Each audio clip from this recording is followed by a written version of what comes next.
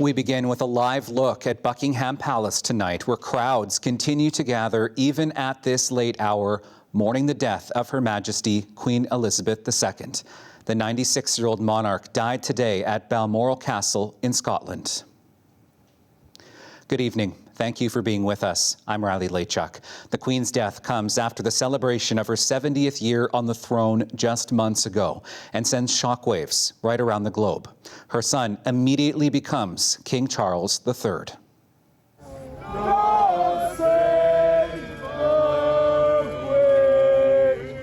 Queen Elizabeth II was the rock on which modern Britain was built.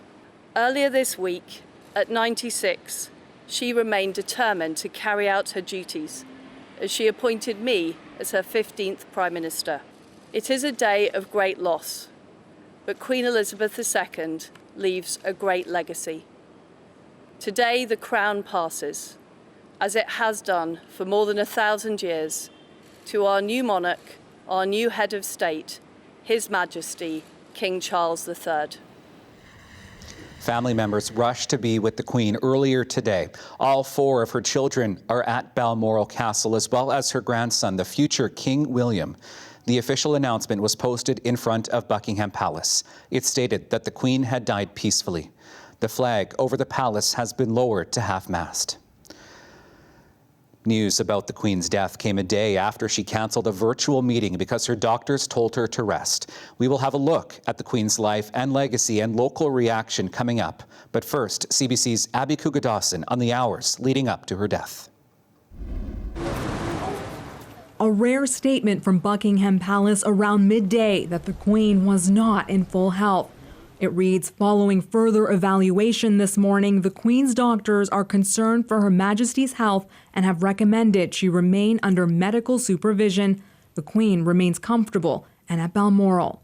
In British Parliament, a session interrupted as MPs began to get word on their cell phones. I wish to say something about the announcement which has just been made about Her Majesty. I know I speak on behalf of the entire House when I say that we send our best wishes to Her Majesty the Queen and that she and the royal family are in our thoughts and prayers at this moment. Prime Minister Liz Truss was there. She met with the Queen on Tuesday to be appointed as the new British leader. That ceremony usually takes place at Buckingham Palace, but due to the monarch's mobility issues, it was held at Balmoral for the first time in her long reign. Liz Truss tweeting, "The whole country will be deeply concerned by the news from Buckingham Palace this lunchtime. My thoughts and the thoughts of people across the United Kingdom are with Her Majesty the Queen and her family at this time." The Queen has been on the throne for more than 70 years, celebrating her jubilee this past summer.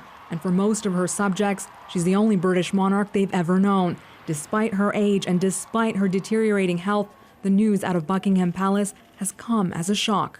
She's a person who's been of considerable integrity and a great person for the country over so many years. She's given her whole life to duty to her country. I thought she was fantastic and, like I said, a role model for everybody. She's phenomenal. She's the heart of the nation in so many ways, stalwart of the nation. She is a mother and a grandmother too. Prince Charles and Prince William and all 4 of her children are now in Scotland. Prince Harry was meant to attend an event in London tonight, making the trip instead to Scotland. Abby Kuga-Dawson, CBC News, London. Now, over the years, Queen Elizabeth made several trips to Manitoba. For those she met, the memories have not faded. CBC's Stephanie Cram brings us more on the time the Queen spent in this province. Queen Elizabeth first visited Manitoba in 1951 when she was still a princess. Since then, she has made stops in Manitoba 5 other times. Today, Manitobans who met the Queen are remembering her as approachable and kind and say she showed a deep appreciation for Canada and Manitoba in particular. She has always been very warmly received by the people of this province, probably more so than any other province, if I do say so myself, because we have a great affection for the royal family, and certainly the great affection is really shared in most part for her. As the former Chief Protocol Officer for Manitoba, Macaulay helped organize the Queen's last 2 visits to the province. Macaulay's favorite memory happened on a chilly October day in 2002, a time the Queen never forgot. She was in a water taxi on the Red River when the motor stopped. Macaulay was in a nearby taxi and helped drag the Queen's taxi back to shore. We were able to hold the railing of the water taxi is something that's similar to a broom handle that goes around thing. So the Queen's private secretary and I were holding on to the broom handles of the two water taxis and dragging them across. Another fond memory for a Manitoban, 52 years ago the Queen visited for the province's centenary and made a stop at a farm just outside of Carberry to go horseback riding. They rode for 2 hours through the farm, and they rode through the crops, and they saw the livestock, and it was just one of those things that they saw pretty much everything that a prairie farm could offer, a mixed farm, including potatoes and sunflowers and wheat and barley and flax, the works. After the ride, the royals spent time with the Bailey family at a garden party. There was no media there, just a 25-year-old Brian Bailey with his camera. My mom had made a special cake that they all enjoyed, and they had some punch, some tea, coffee, whatever. And about an hour they were for the tea party in our backyard. Just us, the Queen, her family, and our family. Brian's father, T. Roy Bailey, met the Queen a second time at the unveiling of her statue on the grounds of the legislature in 2010. She made a beeline right over to him to say hello. And she said, "What a lovely time we had on your farm." And you know, that is 40 years ago. And all of the things that happened in between, quite amazing. A few months after that second encounter, Bailey's father passed away. Today, all those memories are coming back to Bailey. I feel sad, but at the same time, I know that the Queen has not been herself since Prince Philip passed. And so, you know, you have to recognize they're back together, and you have to feel happy about that. Even though the Queen has died, for many Manitobans, her legacy will live on in their memories. Stephanie Cram, CBC News, Winnipeg. The 96-year-old monarch reigned for more than 70 years. For many, she was the only queen we knew. CBC's Margaret Evans looks back at the monarch's extraordinary life.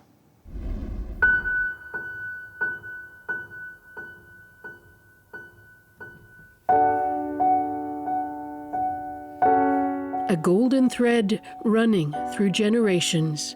That's how one of Queen Elizabeth II's many prime ministers described her reign, the longest in British history.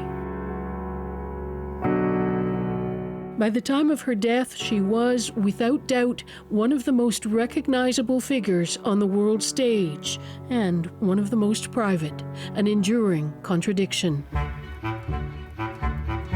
Elizabeth Alexandra Mary was born on April 21, 1926, a princess, third in line to the throne, but not expected to accede to it. Her childhood was spent in the company of the corgis that would become the habit of a lifetime, and in the bosom of a tight family unit, Us Four, they called themselves. Her parents, the Duke and Duchess of York, her younger sister Margaret, and Lilibet, as Elizabeth was known. I think one reason for Elizabeth's great resilience was she had, for a member of the royal family, a relatively normal and, crucially, very happy childhood. Elizabeth's destiny changed along with that of her father, who became King George VI, when his brother, Edward VIII, chose love over duty, abdicating the throne in 1936 to marry an American divorcee. Just 3 years later, George would become a wartime king when the United Kingdom declared war on Nazi Germany. The king and queen stayed in London during the Blitz, a decision that earned them respect amongst ordinary people, especially after Buckingham Palace itself was hit. Their daughters were mainly at Windsor, but they too were in the public eye. Elizabeth joining the Auxiliary Territorial Service when she turned 18, the start of a lifelong connection to the armed forces. It was also during those years that Elizabeth set her cap at a young naval cadet named Philip, a member of the Greek royal family who also happened to be her third cousin. This was a marriage for love, but perhaps one for suitability for the dynasty as well. Princess Elizabeth, as then she was, fell in love, there's no doubt about it, with a young man who looked like a Viking god. But she was dutiful enough to fall in love only within a selected gene pool. They were married in 1947, breaking up the old quartet of us four. Their own children soon to follow, first Prince Charles, then Princess Anne. Elizabeth began taking on more of her father's duties when his health began to fail. And it was while she and Philip were on a royal tour in Kenya in 1952 that news reached the couple of King George's death. She returned home to the United Kingdom a queen and head of the Commonwealth at the age of just 25. Elizabeth is led here in solemn procession to be anointed Elizabeth II. Elizabeth's sense of duty, say royal historians, was already deeply ingrained, attributed to her father's tutelage and in part to the scandal of her uncle's abdication. It was a great shock to all of them. And I think she was therefore determined that, nothing like that was going to happen during her reign. Two more children, Andrew and Edward, would follow. The Queen would send a message to the moon with Neil Armstrong. The salad is ready. And television cameras were allowed in for a glimpse of the royal family for the first time. I fit on them. There was also much travel, the Queen placing great importance on her role as head of the Commonwealth, a body she insisted bore no resemblance to empires of the past. As Queen of Canada, I am proud of this country. Canada was a frequent destination, although not always a welcoming one. A few boos and hisses, and this police reaction. She made more than 20 trips to Canada, the most significant in 1982. She and then Prime Minister Pierre Elliott Trudeau signed the act that effectively brought the Canadian Constitution home. The Queen and Trudeau seemed to enjoy an almost mischievous relationship, and there was that famous photo. And Trudeau was a great character at a time when there was questions about the monarchy in the 60s and 70s and its status, not least in Quebec. I think Trudeau eased her progress through that, and I think they actually probably ended up quite friendly. Your whole life. And I think that then laps over to the son, Justin. Thank you, Mr. Prime Minister of Canada, for making me feel so old. The golden thread, though, wasn't always in evidence. Indeed, there were times when the monarchy seemed positively tarnished. In the early 1990s, the British public was unhappy over its price tag, the Queen offering to pay taxes on her personal income in 1992.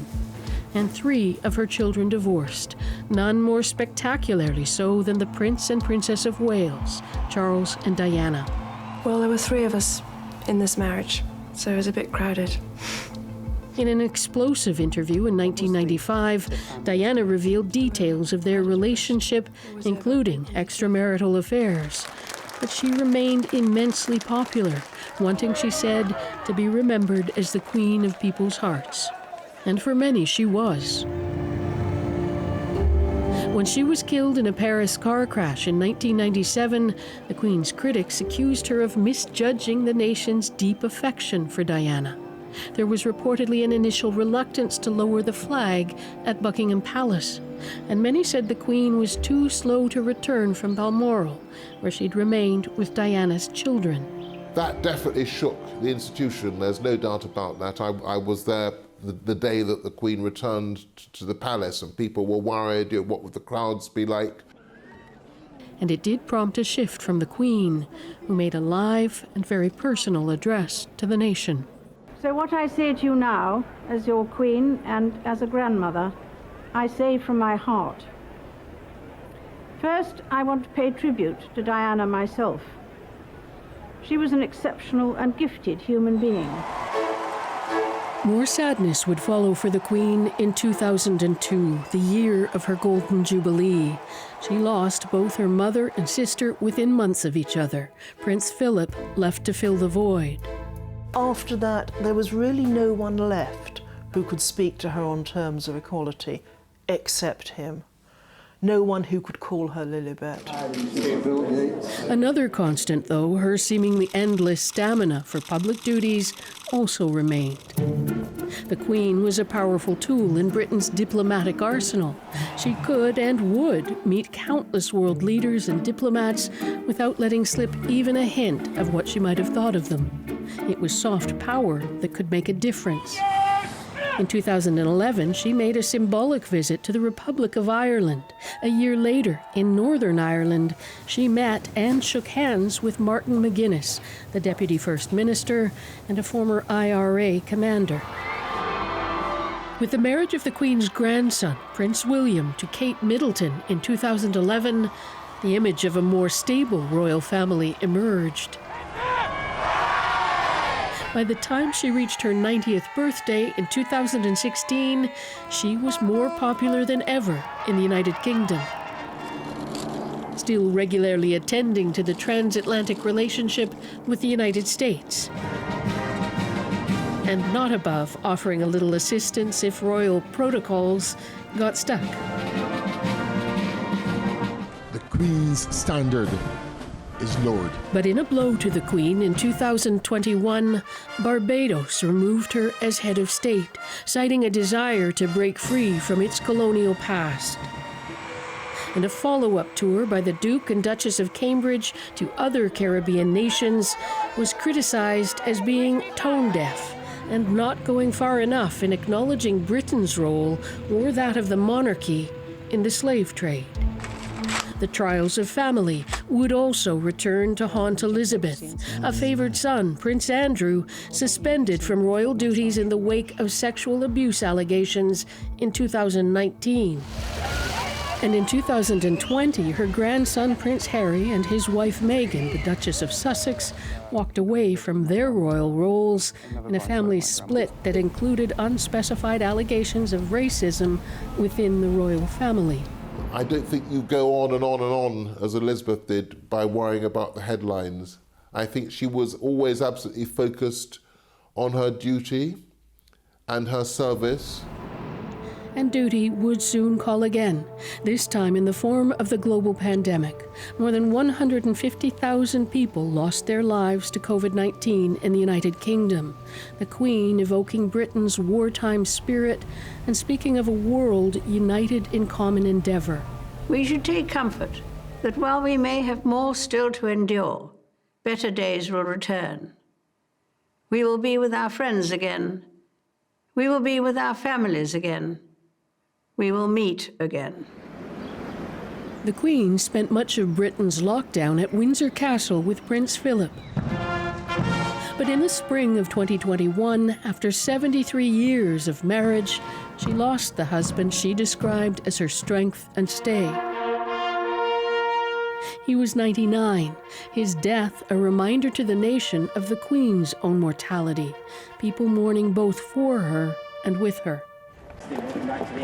She emerged from mourning a little smaller, a little more fragile looking. But the golden thread was still there and wending its way inexorably towards the next milestone. This one, platinum. Elizabeth marked her 70th year on the throne February 6, 2022. And in June of that year, the nation came together to celebrate her Platinum Jubilee. The famous Mall was again draped in Union Jacks and plump with well-wishers. Shops full of anything and everything relating to the Queen, corgis included. Good evening, Mr. Bond. Good evening, Your Majesty. They'd made an appearance in a video for the Diamond Jubilee a decade earlier, along with the James Bond of the day and featuring the Queen herself. I do hope you're having a lovely Jubilee. This time, it was Paddington Bear's turn, offering up an answer to one of the great questions of the Queen's reign, just what she'd been keeping in her purse all those years. You would like a marmalade sandwich? I always keep one for emergencies.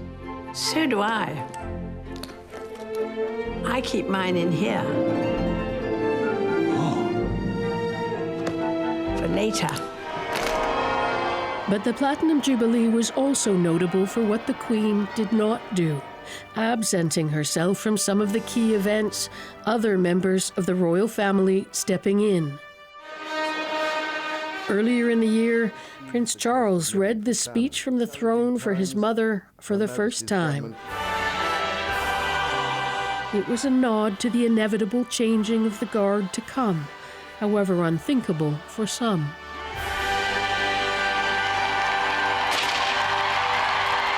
We all in some way knew her. This huge figure, this sort of massive oak tree that was on the horizon, is suddenly felled. So I think actually we're all bereft.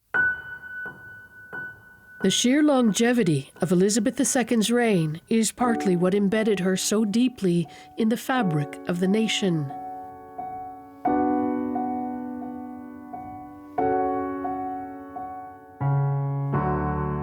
With her passing, Britain's test going forward will be to maintain its sense of identity without her. Margaret Evans, CBC News, London.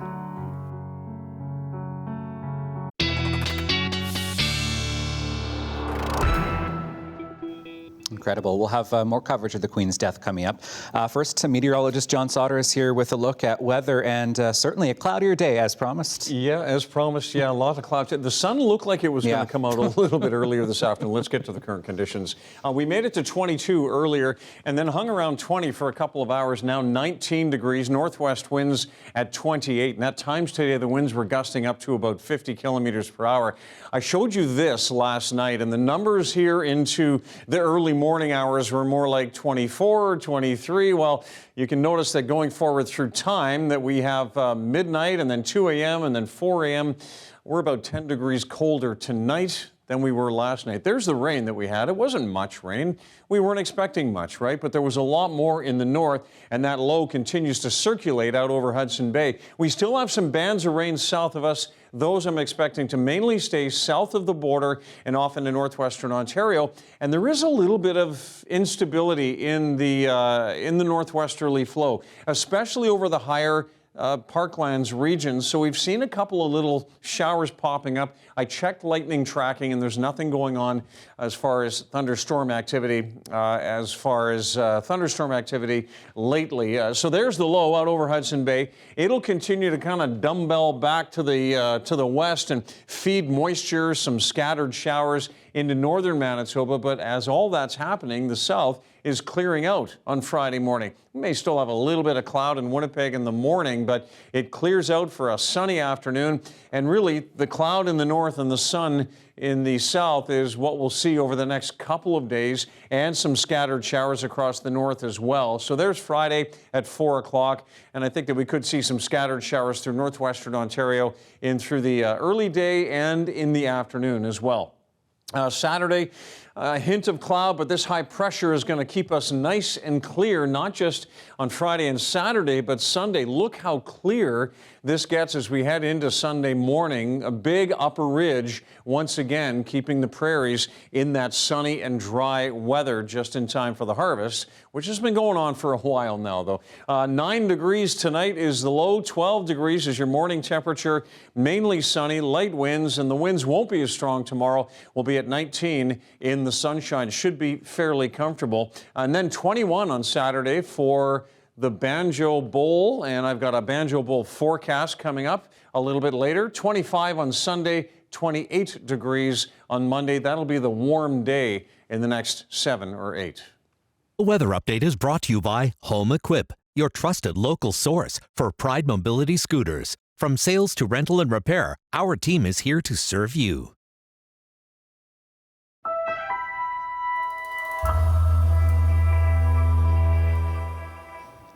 Over the years, Queen Elizabeth made several trips to Manitoba, her first as a princess in 1951, her last in July 2010 when she stopped in the city of Winnipeg. I want to bring on Dwight McCauley now. He is Manitoba's former chief protocol officer in charge of that royal visit during the 2010 royal tour, and has also met Her Majesty several times. Dwight, I want to begin by asking you, what is going through your mind in these few hours since the announcement was made?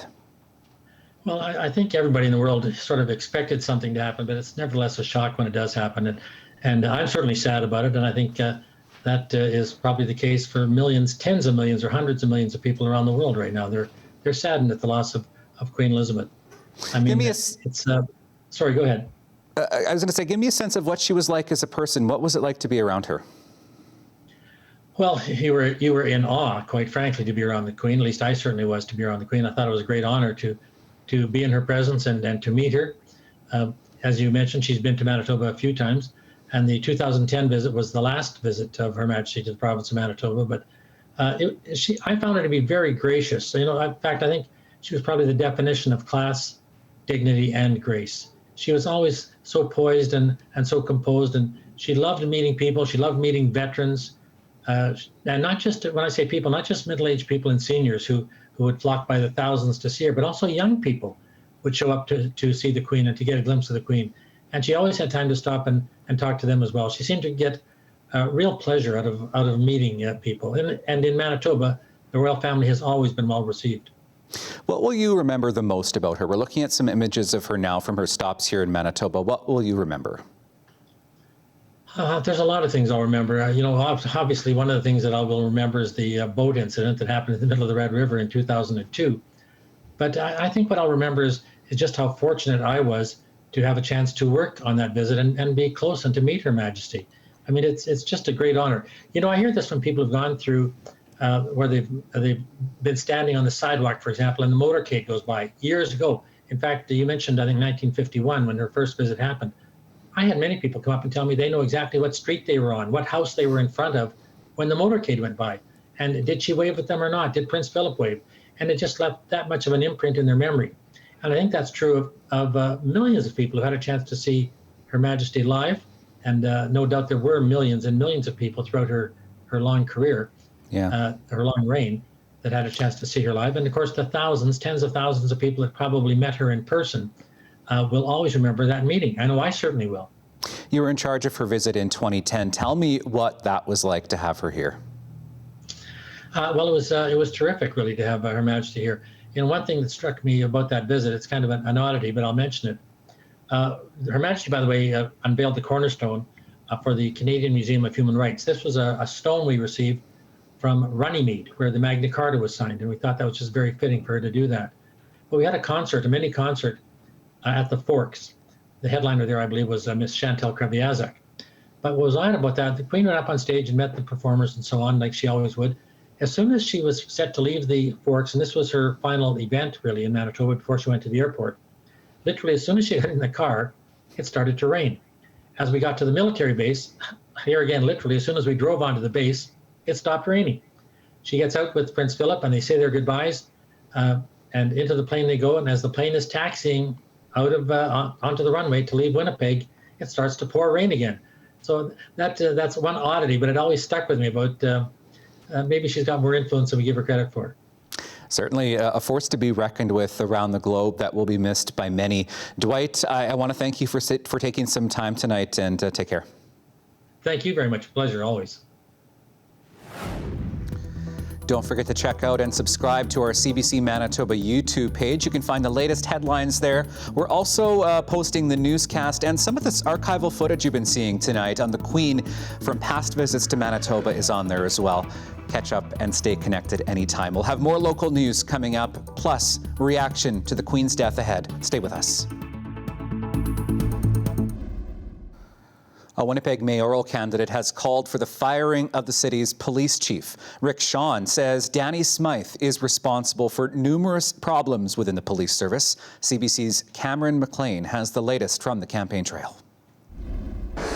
Low morale among officers, rising crime rates, and falling public trust. These are some of the issues that Rick Shawn laid at the feet of Chief Danny Smythe, and it's why Shawn says it's time for him to go. It's never a good feeling to stand and call one person out, one leadership position out, but going forward as a new mayor, there is no way that I could see that we could continue on with the current leadership. The mayor of Winnipeg doesn't have the power to hire or fire the police chief. That's the job of the Winnipeg Police Board. Sean says he would nominate himself to be on the board to push for a new chief. Meanwhile, mayoral candidate Sean Loney says he has a plan to end homelessness in Winnipeg. He says the key is setting up social enterprises. A lot of employers are desperate for workers right now, and lots of people here in this community and other places that are eager to find employment. Social enterprises are businesses that create some kind of public benefit. Loney says he would create 1,000 new jobs for people facing barriers to employment, like disabilities or a criminal record. Loney also got endorsements from 2 former provincial politicians this week. One was Tim Sale, former NDP cabinet minister. I've been engaged in housing since 1969 in public housing, one kind or another, and we're in deep trouble. Sean's got an answer for that deep trouble. The other endorsement came from former PC cabinet minister David Newman. He is the best and least imperfect candidate that we have had for mayor. And I go back to Bill Norrie, okay? The least imperfect candidate going back to Bill Norrie and everyone ever since. Loney and Sean are among 15 people running for mayor. The deadline for nominations is September 20th. Cameron McLean, CBC News, Winnipeg. A Winnipegger on the ground in Pakistan says it's worse than anyone can imagine. People have lost everything, and now he is challenging others to step up and help. CBC's Joanne Roberts reports. People are paddling through Rajanpur as they remember. This used to be a city of agriculture. Now it's underwater. Masroor Khan lives in Winnipeg. He flew home to Pakistan last week and plans on staying 2 months to provide humanitarian relief. He's staying in Islamabad and traveling to the hardest hit parts of the country. He says the flooding was much worse than he expected. The first thing that you hear from the local people is, just hopelessness and disappointment because they've lost everything. Khan says help for flood relief has been in short supply. He says part of the reason is because people don't know how devastated the country has become. The media has not really highlighted and it played its role in basically highlighting this issue, this disaster, this catastrophe, and this calamity, which is of an unprecedented nature. Khan is working with many organizations, including Islamic Relief Pakistan. Asif Sharavi is the country director. He's witnessed the impacts of flooding since June. Every day he sees people in need and hears their stories of survival and loss. He shared a story from a 90-year-old woman his organization was trying to help. She said is that my grandson was playing in the room, and then the water came and the whole roof collapsed and the whole walls collapsed, and I lost my grandson. Although Sharavi says the immediate concern is the diseases that come with floodwaters, it's the aftermath that will affect generations of Pakistani people. People have lost the assets that they built in their whole life, like their houses. They have lost their sources of livelihoods, either it's agriculture or livestock. Sharavi says if Pakistan gets the resources they need, the country may be able to recover within a few years. But if help doesn't come, he says recovery could take 10 years. As a humans, either we are living in Pakistan or Canada or wherever, it's our moral responsibility to restore the dignity of the people. Although Khan sees how much more help is needed, he isn't feeling discouraged. I have strong expectations and from Canadians, from my Canadian brothers and sisters, that they will, step up and step forward. The United Nations Refugee Agency is predicting Pakistan will see more rain in the coming month. It says more rain will increase challenges for survivors and worsen conditions for the country's people. Joanne Roberts, CBC News, Winnipeg. Still ahead, John Sauder is in with his look at the Manitoba forecast. You're watching CBC Winnipeg News.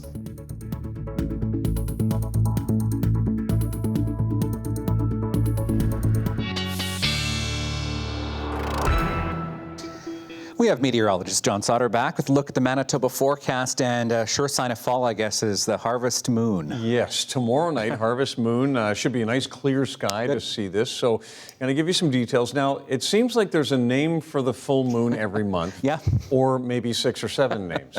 So Depends who you ask. This one's also called the corn moon. Let's go to the graphics and I'll show you what I mean. So we're going to call it the harvest moon because it happens at a time of year when the harvest is underway. Makes sense, right? And it's usually a redder color. And the reason for that is the harvest kind of kicks up a lot of dust into the lower atmosphere. And as we look at the moon rising when it's still low, we're looking through a very large part of the atmosphere. And all that dust and water vapor, it filters out a lot of the light in the light spectrum. And the red is the last light to be filtered out. So that's why we have a red moon around the harvest season, red sky at night, you know, that sort of thing, and all of the same reason. But yes, it's also called the corn moon. The full moon is actually Saturday morning at 4:59, but on Friday night, it'll look full anyway, and then rises at 8:09. So give it to about 8:15, 8:20, and you should start to see it in the eastern sky. All right, some temperatures, 19 in Winnipeg, that's at the airport and downtown, 20 over in Selkirk.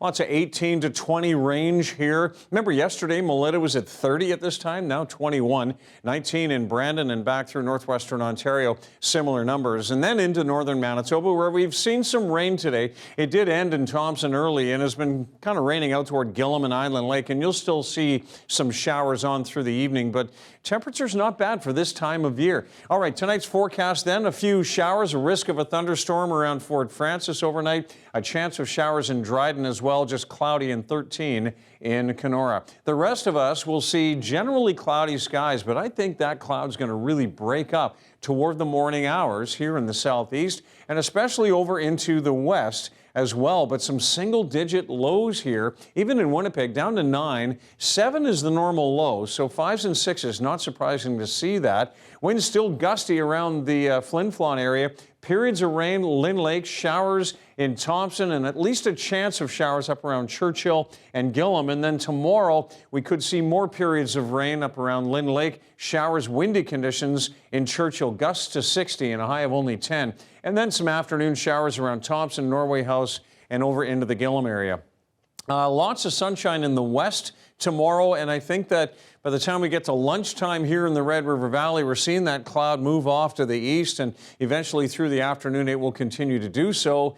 17 for Barons River, 19 in Winnipeg, 20 in Steinbach, and 21 in Emerson, and well, anywhere from 18 to 20 degrees in northwestern Ontario. And I think these showers will wrap up in the early afternoon, more of a later afternoon for Dryden and for Fort Francis.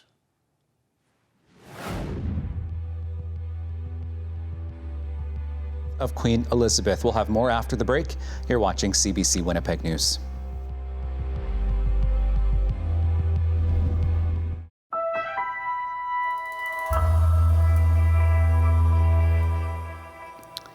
The death of the Queen is getting mixed reactions across Canada tonight. Many are offering words of praise for the Queen and condolence for the royal family, but others are questioning the country's continued attachment to the monarchy. Alison Northcott has more. Florist Neville McKay will never forget the experience of arranging flowers for Queen Elizabeth when she visited Halifax years ago. Her presence and welcoming energy have stayed with him. I'm just so unbelievably sad. I'm so sad that Her Majesty has passed, and I'm so glad that she was at home peaceful with her family. After 70 years as Canada's Queen, Elizabeth II was a fixture in many lives. She was a proper lady. For Linda Henneberry in St. John's, this portrait of Queen Elizabeth has been like a good luck charm. I've always treasured it. The business owner and 3-time cancer survivor saw the Queen as a picture of strength, humility, and honor. Her smile and her gentle, I don't think she ever raised her voice. She was humble. I can't believe she's gone. Alison Dalzell recalls attending a tea at Buckingham Palace with the Queen. She was really tiny, like very petite. Yet she has like all this power and all this grace. She's got like a magic about her. And I don't know if anybody ever can fill those shoes, honestly. But Canada's relationship to the monarchy can be complex and reactions vary. I really don't care very much about the Queen. She doesn't serve any purpose either. Feeling very, very sorry about it, but very proud of her for the unbelievable time that she has had. She stood strong amidst all of the turmoil, wars, it'd be nice if we could emulate some of that even in our own lives. The Crown has perpetrated terrible abuses against us as a people. Professor Nigan Sinclair says Indigenous peoples' relationship with the Crown is crucial and complicated. This Queen, while having a very long reign, didn't do very many things for Indigenous communities, but I think continued a tradition of hopefulness that people had because of the many ways in which she showed generosity to those throughout the Commonwealth. The Commonwealth, which is now preparing for a shift not seen in decades. Alison Northcott, CBC News, Montreal. Canada's political leaders are also remembering the Queen and her contributions to this country, especially Prime Minister Justin Trudeau, who has known her most of his life. Ashley Burke has that story.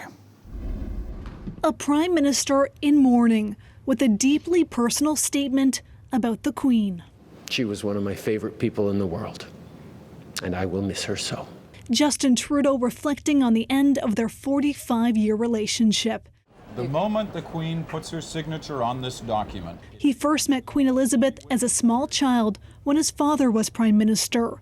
Over the decades, he's come to know her well and respect what she offered Canada. Trudeau's final meeting with the Queen in March at Windsor Castle. I'm having trouble believing that my last sit down with her was my last. I will so miss those chats. She was thoughtful, wise, curious, helpful, funny, and so much more. The Queen visited Canada 22 times. No other country has hosted her more often.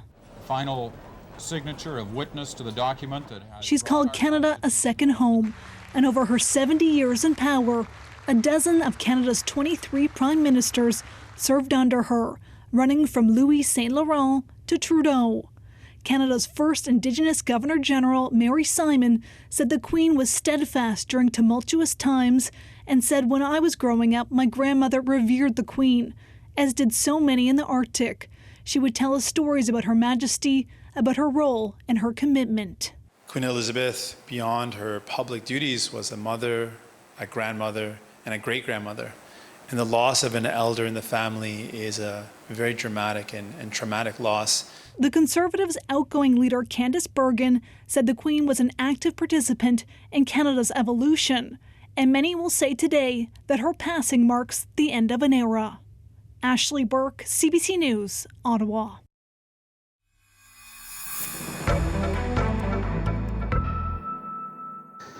Well, I want to take you to Ottawa now, where Governor-General Mary Simon has been speaking. Let's listen in. Good evening, everybody. Bonjour. Today, we mourn the loss of our Queen of Canada, Her Majesty, Queen Elizabeth II. In countless languages around the world, people are sharing solemn words of remembrance. Today, in Inuktitut, I add to these tributes. Kanata miulimane kikatuksunga sukia maripunga mamiatsungalu inugunematana Her Majesty Queen Elizabeth ilalimanganik ikaumayugu ulumi. On behalf of all Canadians, my husband Whit and I offer our condolences to the royal family on the loss, not just of a queen, but of a mother, grandmother, and a great-grandmother. Her Majesty cared about people, about our well-being. This was clear every time we spoke. She cared about Canada and all the unique stories that make up our beautiful country. She learned our stories as she visited every corner of Canada during her many royal tours. She called Canada her second home. Until her final days, she remained engaged and committed to her country, to the Commonwealth, and to her family. With her passing, we mourn the end of an era. I'm proud to have represented Her Majesty as Governor-General. Following my appointment, Her Majesty said to me, "Be gentle with yourself." I've come to understand her words to mean that while we should work hard on the issues that matter, we should also take time to pause, to be patient, to lead with understanding and respect. I can see the wisdom in these words. To the entire royal family and to the Commonwealth in mourning, our thoughts are with you.